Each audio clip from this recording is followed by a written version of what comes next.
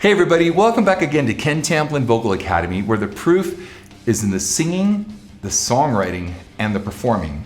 I'm here with Shimon Moore, and I was going to just say, Shem, tell me about yourself, but I want to touch on a couple things. So, I have never taken on a single affiliate, not one. In 15 years of doing this, not one single affiliate. I want you guys to get your brain around that. It's really important. I get hit up a lot, I'll pay you this, you can have a cut of that, blah, blah, blah. But integrity to me is king. And that's why I invited Shim right now to come, and we're gonna partner on something I think that's gonna be really cool. Here's what we're doing. So Shim has been involved in a band. You might remember Sick Puppies, I don't know, other stuff. But I want to tell you about Sick Puppies. He's going to probably correct me on some data here. You had like 58 million views on You're Going Down, but you told me you had what? It's 250 million with a B on Spotify. 250 million views on Spotify. So go ahead. We've been very lucky. You're going down. Not lucky. No. You earned it. No, we worked hard and we did our job, but there is a stars aligning where you have to say thank you to the universe for the opportunities. And Christ. And the You're Going Down was used for WWE and Street Fighter and some video games. It's kind of an anthem for going out and the fighting song. Good. So it's racked up. But isn't that kind of what we're living for right now? Yeah. It's the inspirational, aspirational, go get it message. That's great. Yeah. So we've been lucky. All right. So I don't have to go down. You guys just look them up because I don't want to waste. You can go ahead and say. All right. Okay. Don't stop now. 58 million views on You're Going Down. By the way, back in the day, like 10 years ago when that song was out, oh my gosh, to get like 1 million views was hard. 58 million views, that's freaking crazy. Anyway, so we have 7 million views, Riptide, 7.5 views. That's also, I should correct you on that. All the same, that's actually 78 million. 78 million. Yeah, the free hugs video that I told you about. Oh yeah. Oh, yeah. Sorry. So Shem does this thing where you guys remember the free hug thing with the painting that across. That would be Shem, right? So Shem did that. The decimal is in the wrong place. Frick. All right, let's throw that out. Okay. Anyway, let's throw that out. The next one. Here's what I want to do. Yeah. So Shem is the real deal, and he's been doing it a long time, and he has developed an incredible masterclass program that is going to take you to, by the way, there's going to be a lot of elements of this. I want you to share with me, how you feel about this, but I teach great singing. I want to connect the heart and mind and soul. I want to connect all those dots. It's not quite what I do. I'm a little more technical. I'm a little bit more, getting people to understand the anatomy of how all this works. He's going to teach you the soul from how the heart connects to the heart, the mind, and the soul, and you're going to be able to do a masterclass. It's going to absolutely blow your mind. So I want to let you have the floor and tell me about, what are we talking about here? The masterclass? Yeah. The masterclass, first off, thank you so much for the introduction and for having me. I've been writing songs since as long as I can remember. And when the pandemic hit, the reason this masterclass came about, it was born in the pandemic, and everyone who I work with said, Shim, you got to do a live stream. Everyone's live streaming, you should do a live stream. And I knew that it was, you sing your songs, and then what do you do? So I tried to think of something that would give as much value to people as possible. So I started writing songs with people, live on stream. And I created a thing, it's called the Hollywood Rebellion Community. And I would have a track ready. We would vote on the track, they would vote on the track, they would vote on the theme and the opening line. And then I would have to sing the opening line and turn it into a song. Oh, wow. And wait, stop. Whoa. All right, tick, tick, tick, tick. All right, here's my song, here's that. Now make it something. Yeah, now make Boom, it. on the spot. On live in 2 or 3 hours. And so I would take everything that everyone wanted to what was happening in their lives or their hearts. And especially with the pandemic, everyone had strong reactions and there was lots of things going on. So I just said, all right, well, if we know what the theme is, and I just walked them through, well, this is how you write a song. You have to decide what you're aiming at. What's the emotion that you want to hit in the person hearing it? What do you want to make rise up out of them? Now, wait, stop. Well, so you had this crazy success with Sick Puppies. What the hell happened? There we go. Sorry, dude. No, it's all right. One of the reasons that I built the masterclass on the Hollywood Rebellion that has a non-toxic environment is because the primary reason that my band split up was because of the toxicity. Okay. The relationships within the band were not the right people to continue with. It was not supportive. We did not value each other. I was equally responsible for certain things. We'd gone so far and we'd lost sight of why we started. Okay.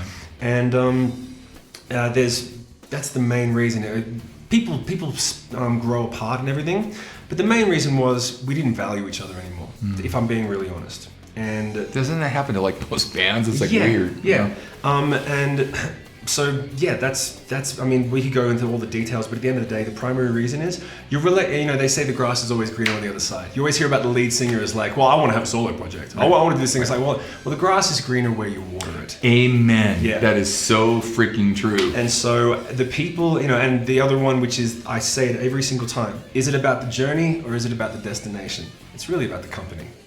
Both. Yeah. And true. so the people that you share your life with is what makes your life great. Yes. And so that's why I'm so excited to be working with you. Awesome, dude. Thank you.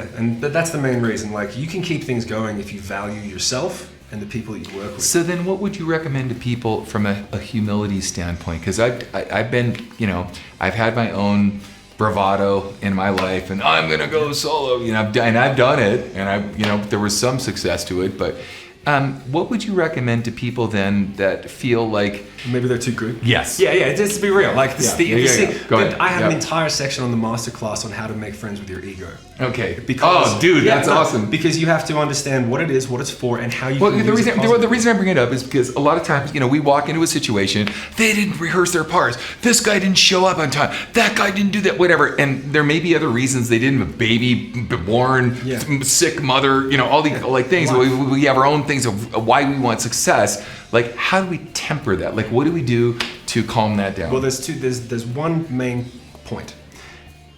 You want to write songs because you have a valuable story. You have a unique experience. Just because unique doesn't make you special. And most people make that something. They're like, oh no, I'm bringing this amazing thing to the table and no one can sing like me or no one can play guitar like me. Yes, that's great. That's unique, but it doesn't make you better or less than anyone. Having a fair value system to yourself and the people that you work with is key. And you can get in touch with that by making friends with your ego and understanding what it's for. It's a cheerleader. Your ego is supposed to be a cheerleader, not some negative or build up or down. And looking at the other person and saying, well, what do they bring as opposed to what do they take? And being fair. And if you can master that, then the sky's the limit. So we talk about, songwriting and telling your story and changing people's lives. Whose life have you changed with your story? Like, I've been very lucky, man. I have lots of times over the course of my career where people have come up to me and said, that song changed my life. And it's the thing that keeps me going. And the reason that people need music is so that they can ultimately feel less alone. That's when we're drawn to it. That's when we need it. And I've had several songs where, hey man, I was going through a breakup and I didn't know how I was going to make it through. But knowing that you had been through the same kind of thing got me through it. I didn't know anyone else felt that way. And speaking to people in the language that they're accustomed to hearing, which means that you're telling your story with your details, has so much value. But people, maybe they're shy, maybe they're insecure, maybe they think it's not valuable. They're wrong. Because if you can change one person's life or one person's perspective on their life, it's worth it. Like someone walking up to a painting, the artist had one interpretation, they see something else and their life has changed as a result. Okay, so here I am, some 50-something guy, and that's great. I don't really write songs, but I may want to, but I do want to connect with people. I sing cover songs. Can you help me with how to connect with cover songs? Oh, yeah, of course.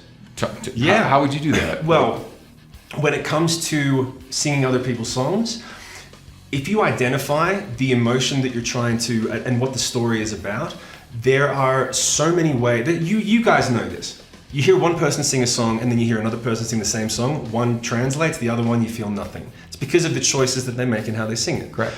And there are... Wait, stop. Do you realize how quickly he just went through a description of connecting with one audience and another audience, or not, how important that is? So I want you to explain this a little bit deeper. So in other words, I want to go do karaoke. I may want to write a song for my bar mitzvah or my wedding, my daughter's, high school graduation, whatever that is. How do I find my own identity in my voice? That's the best thing. Well, the identity within the voice is understanding. Everyone has, people forget this. If you're 20, 30, 40, it doesn't matter how old you are. You have an entire life history that brought you to that moment. That's right. And people forget how much value is in that. He's right, big time. Because you live in the now and you try to focus on what's now and what's coming. Whereas when you have 20, 30, 40 years of experiences to draw from, what you have is emotional recall. This is something I learned in my acting techniques. Okay? Where you can go, oh, I remember how it felt when this happened in my life, or someone said that in my life. And you can recall that emotion and you go, why did I feel that? Oh, it's because this thing happened. Then you recreate that experience and you go, well, if I sing it this way, or if I pause more, or give me an example right now. I don't care what it is. Oh, you want the best example? I don't care. You give me one right now. I was on stage in front of 40,000 people. Okay. We're opening a festival in Europe. This is a great story. Opening a festival in Europe, they're there to see us. We've got a hit song on the radio. We start playing. First song, great. Second song, they're loving it. Third song, the entire PA shuts down. 40,000 people in front of me. I actually had that happen, but 300 people, but go ahead, I'm listening. And in my mind, I'm thinking, this is our first time here. I have an objective. What's the objective? To get them all to remember us and to sell a bunch of t-shirts to cover the costs, right? And is that your only objective? No. But also, like, we've lost money to come to Europe. We've got to make an impression. All right, we're good. So the PA is gone. I look over at the stage manager. He does this. I'm like, I don't know how long it's going to be till the PA's back up. So I put on my Freddie Mercury hat and I divided the crowd in half. And I did crowd work with no microphone. So wait, we're talking about songwriting 1 minute. Now we're talking about stage performance. No, hold on. I should have clarified this. It's not just about songwriting. It's about the total performance of this. So now that we're clarifying that, continue, please. The objective is to make them feel so connected that they remember Sick Puppies for the rest of their lives. Right. And I was not about to let that situation get the better of me. So I conducted them for 25 minutes. Oh my God! I did that for 10 minutes. For 25 minutes because I had to get, and I had to go. Where was this? This was in Europe somewhere, I don't remember. Okay. And I got them to the point where I went over to the stage manager and he said, the PA's down, it's not starting up for an hour, you got to get off stage. I said, we've got 10 minutes left, I'm going to finish. He said, you don't have any sound. So I continued to conduct Hayes, Hose, you guys know that hit single, let's sing it together. And then I walked through the crowd to the merch desk and we sold more t-shirts than we'd ever sold. That's awesome. But the idea of, well, you understand what the other person wants. They want to feel whatever the emotion is. Connected. You cannot let some perceived obstacle stop you from achieving that. Yeah. And when it comes to, for example, the singing, you can have every choice of, well, what do I want to sing with this line?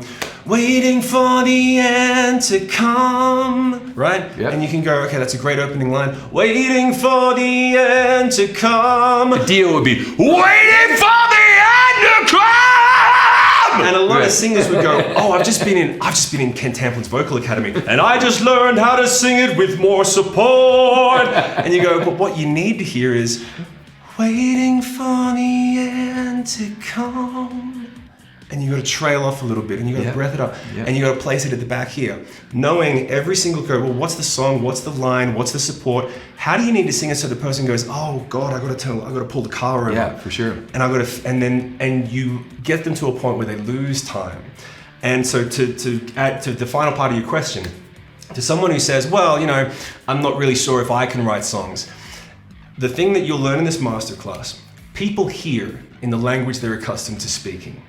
You have an entire life. What does that mean? I'll tell you. What does that mean? People hear in the language they're accustomed to speaking. Every single person who's watching right now has a moment that they can recall where they go, I'd heard people say like, you got to roll with it.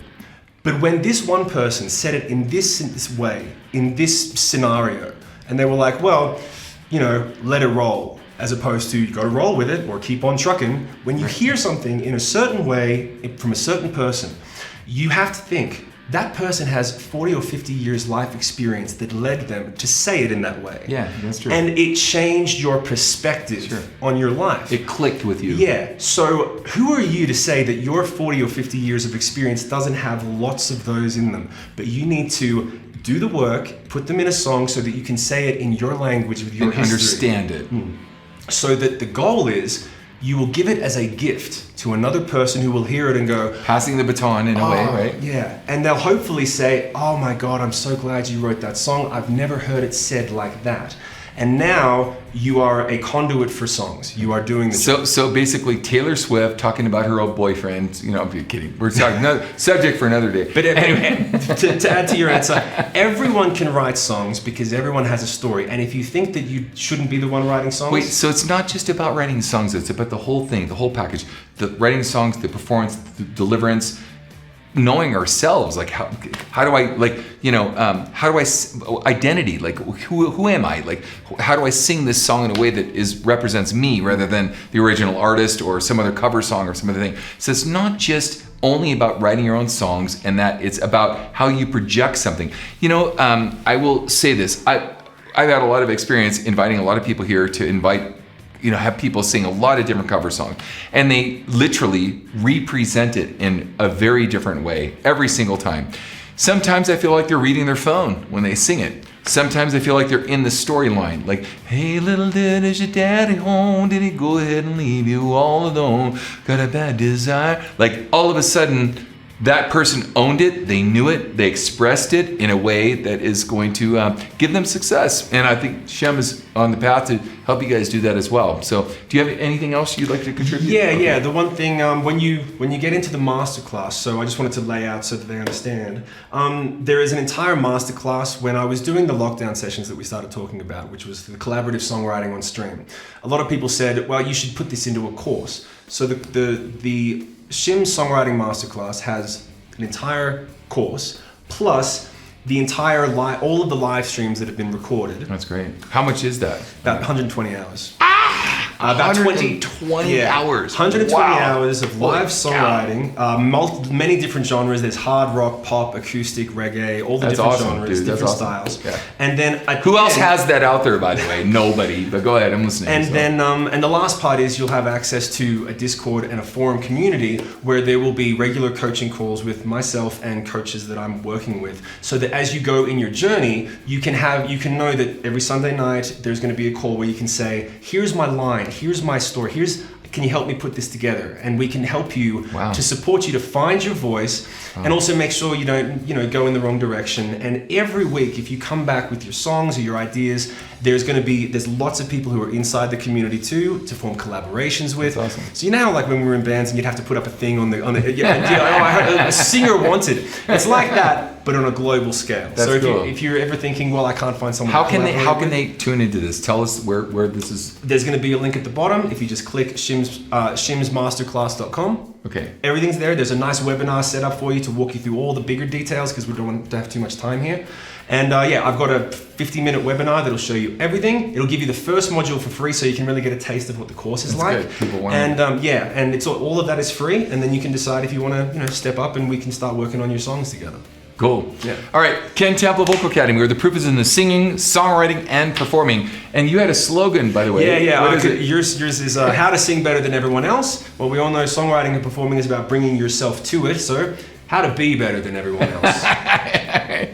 Amen, brother. All right, so good job. Dude, thanks. All right, thank you for the time. Thank you. And KTVA, Ken Tamplin Vocal Academy, where the proof is in the singing. Till next time, peace out.